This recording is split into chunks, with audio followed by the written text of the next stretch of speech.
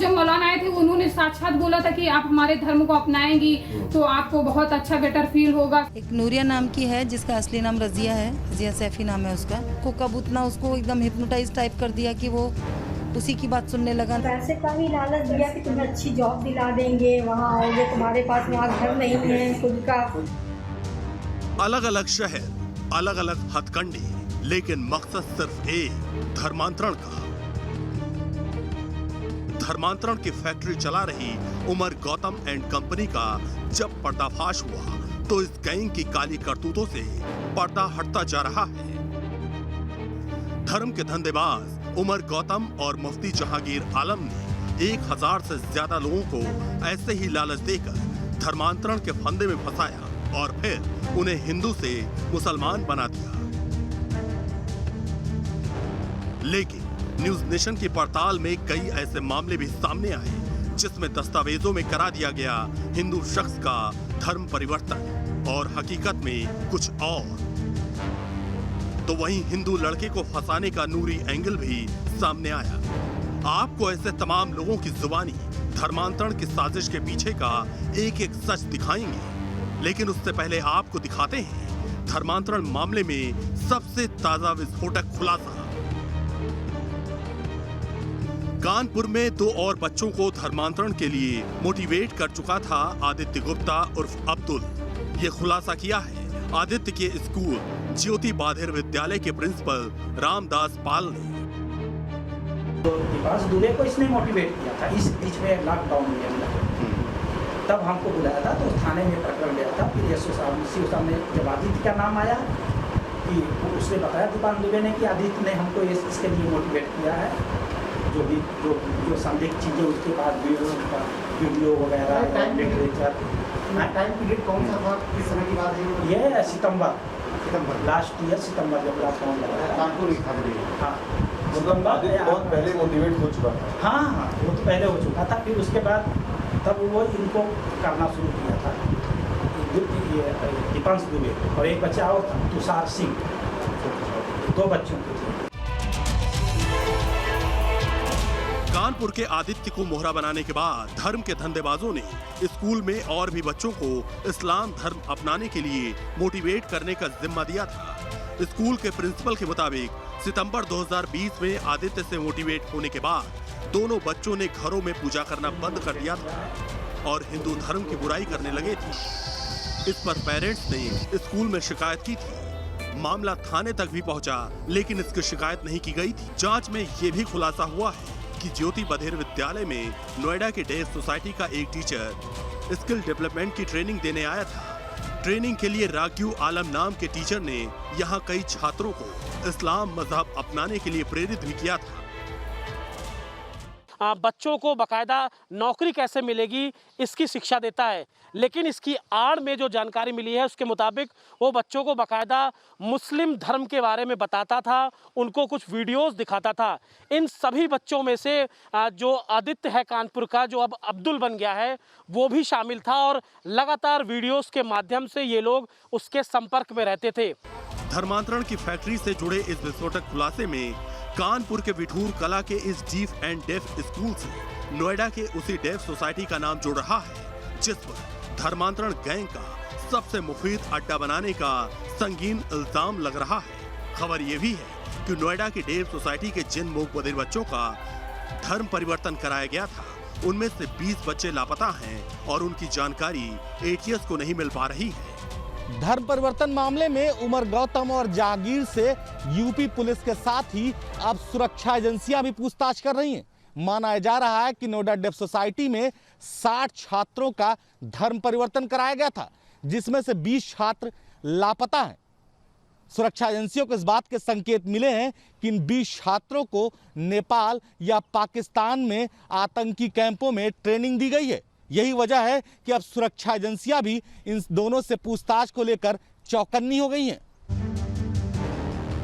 धर्मांतरण के इस खेल में टेरर एंगल सामने आ रहा है तो हनी ट्रैप के मामले भी सामने आ रहे हैं। वहीं मासूमों को धर्मांतरण के जाल में फंसाने के लिए लड़कियों की भी मदद ली जा रही है। दर्श सक्सेना से रेहान अंसारी बन चुके इस शख्स की कहानी भी ऐसी है।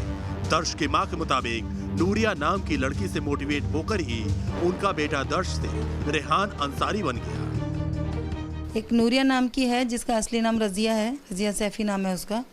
और वो उसको सारी चीज़ें समझाती थी और वही उसको ज़्यादा से ज़्यादा मोटिवेट करती थी और उसको बहुत उकसाती थी कि नहीं। उसने बोला भी कि मामा को पता चल गया कि मैं मस्जिद गया था, तो वो उसको कह रही है कि कोई बात नहीं, तुमको अपने लिए लड़ना होगा और कोई बात नहीं, तुम जाओ, मस्जिद जाना मत छोड़ो। और अल्लाह ही होता है जो कि सबसे ज़्यादा प्यार करता है, कोई प्यार नहीं करता, अल्लाह ही सब कुछ देता है। और मतलब बड़ी बड़ी बातें उसको समझा रही है उसमें। और तुमको उस पे जमात पे ज़रूर जाना चाहिए। देश में कानूनन और मर्जी से धर्म बदलना गुनाह नहीं है, लेकिन यहाँ तो नाबालिग हिंदू बच्चों को निशाना बनाया जा रहा है, मूक बधिरों को टारगेट किया जा रहा है, बिजनेस और शादी का लालच दिया जा रहा है। उमर गौतम के धर्मांतरण गैंग ने तो उन लोगों के नाम से भी धर्मांतरण के सर्टिफिकेट जारी कर दिए जा रहे हैं जिनका दूर दूर तक इससे नाता नहीं है। सहारनपुर के प्रवीण ने अपना धर्म नहीं बदला, लेकिन उनके नाम से इस्लाम में शामिल होने का सर्टिफिकेट जारी कर दिया गया। सुबह से इसी चीज़ को लेके बहुत टेंशन में, मैं भी, परिवार भी पूरा टेंशन में है। और बार बार एक तरह से मेंटली टॉर्चर मेरा बहुत ज़्यादा हो चुका। और मैं चाहता हूँ कि इसका पटाक्षेप हो, जल्द से जल्द जांच हो। यूपी एटीएस की पूछताछ में प्रवीण ने धर्म बदलने की बात से साफ इनकार किया, लेकिन यहाँ तो धर्म के धंधेबाजों ने प्रवीण उर्फ अब्दुल समद उमर के नाम से 5 जनवरी 2020 की तारीख में धर्मांतरण का सर्टिफिकेट भी जारी कर दिया, वो भी एक स्टेटमेंट के साथ जिसमें लिखा है, मैं प्रवीण कुमार पुत्र श्री राकेश कुमार अपनी इच्छा से इस्लाम धर्म अपना रहा हूँ, बिना किसी डर और झिझक के। मेरी इबादत सिर्फ अल्लाह और पैगंबर साहब के लिए है। मेरा आपसे निवेदन है कि मुझे इस्लाम धर्म में परिवर्तन करने का सर्टिफिकेट दीजिए।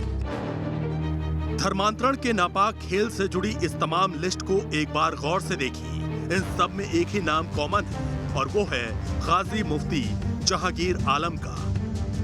ये है वो काला चिट्ठा जिसमें मोहम्मद उमर गौतम और मुफ्ती जहांगीर कासमी के धर्मांतरण के सबूत दर्ज है। मुफ्ती गाजी जहांगीर आलम कासमी के दस्तखत से 7 जनवरी 2020 से 12 मई 2021 के बीच 33 लोगों का धर्मांतरण करवाया गया, जिसमें 18 महिलाएं और 15 पुरुष शामिल हैं। वहीं राज्यों की बात करें तो सबसे ज्यादा दिल्ली से 14, उत्तर प्रदेश से 9, बिहार से 3, मध्य प्रदेश से 2 और गुजरात, महाराष्ट्र, असम, झारखंड और केरल से एक व्यक्ति ने इस दौरान धर्मांतरण कर इस्लाम कबूल किया।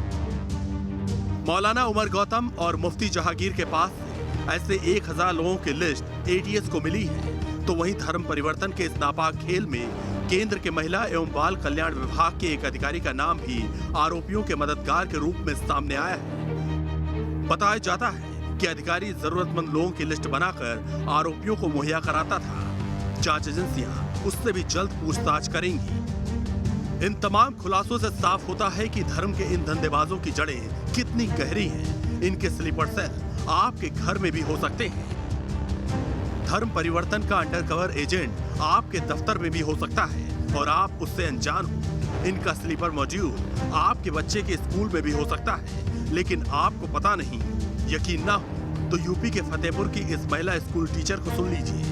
तो जब मौलाना आए थे उन्होंने साक्षात बोला था कि आप हमारे धर्म को अपनाएंगी तो आपको बहुत अच्छा बेटर फील होगा। फिर मतलब हमारे धर्म में ये नहीं होता कि आप भूखे मर जाएं, हम लोग सपोर्ट करते हैं उनका बराबर।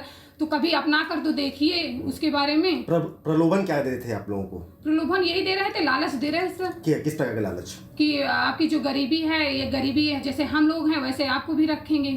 हमारे धर्म में आपके धर्म में बहुत अंतर है। पैसे की कोई लेन देन की बात? सर पैसे के ये बोल रहे थे कि सपोर्ट करेंगे, हम सपोर्ट करेंगे जी। जब साल 2020 में 20 से 25 मौलानाओं के साथ नूरुल हुदा इंग्लिश मीडियम स्कूल में आया था उमर गौतम, और मौलानाओं ने उन पर धर्म परिवर्तन करने का कैसे दबाव बनाया था। इस हिंदू महिला टीचर ने स्कूल में हिंदू बच्चों को उर्दू और अरबी पढ़ाए जाने का विरोध किया था, जिसके बाद इन्हें स्कूल से निकाल दिया गया और ये मामला पुलिस तक भी पहुंचा था। आपको जानकर हैरानी होगी कि मौलाना उमर गौतम का ये गैंग मुसलमान बनाने के लिए ज्यादातर हिंदू महिलाओं को टारगेट करता था, न्यूज नेशन के पास उन 33 महिलाओं की लिस्ट भी है जिन्होंने साल 2018 में मुस्लिम धर्म अपनाया। धर्मांतरण के मास्टरमाइंड मौलाना उमर गौतम ने तब इन महिलाओं को शाइनिंग स्टार्स का नाम दिया था। इसी लिस्ट में कानपुर के विहुपुर की ऋचा देवी का भी नाम है। ऋचा के परिवार का आरोप है कि प्रयागराज के एक मुस्लिम प्रोफेसर ने ऋचा का ऐसा ब्रेन वॉश किया कि वो धर्मांतरण करके ऋचा से माहीन अली बन गई। इसके बाद ऋचा ने परिवार से पूरी तरह नाता तोड़ लिया और नोएडा में बस गई। कुछ ऐसी ही कहानी लखनऊ के अलीगंज की रहने वाली कंप्यूटर इंजीनियर प्रियंका सेन की भी है, जो कब फातिमा बन गई उसके घर वालों को पता ही नहीं चला। अलीगढ़ की सृष्टि तिवारी जो जैनब बन गई और उनके जानने वाले हैरान रह गए। सृष्टि के जैनब बनने का ये मामला अलीगढ़ मुस्लिम यूनिवर्सिटी से भी जुड़ता नजर आ रहा है।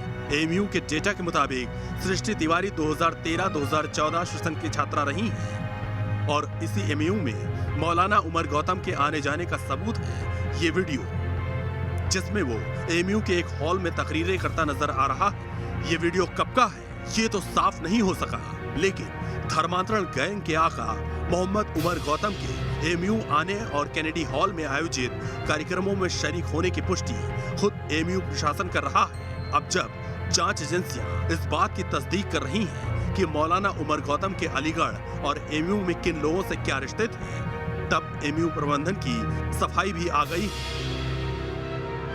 हाँ, एक वीडियो हमारे सामने आई है।